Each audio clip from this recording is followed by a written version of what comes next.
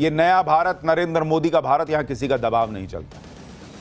लेकिन कुछ लोगों को यह बात समझने में समय लगा।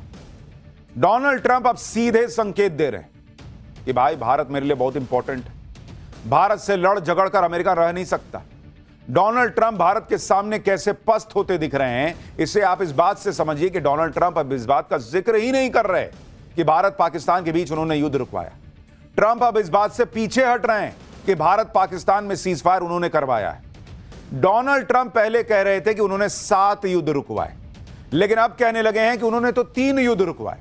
और इन 3 युद्ध में एक युद्ध के बारे में ट्रंप ने कहा कि यह तो 31 साल से चल रहा था, दूसरा 34 साल से चल रहा था और तीसरा 37 साल से चल रहा था।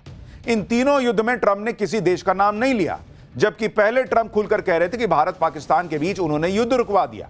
और 3 युद्ध की बात कर रहे हैं, तीनों कह रहे हैं कि कोई 31, कोई 34, कोई 37 साल से चल रहा है। यानी ऑपरेशन सिंदूर के वक्त जो सीज फायर हुआ, जो युद्ध रुका, वो डोनाल्ड ट्रंप ने रुकवाया। डोनाल्ड ट्रंप उससे कन्नी काट गए।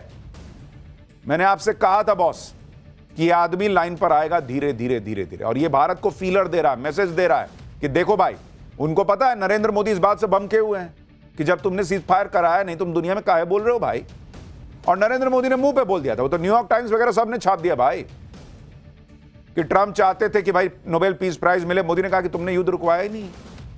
अब यह क्लियर हो गया कि ट्रंप भी देखिए धीरे से वो 7 युद्ध को 3 युद्ध में बदल दिया।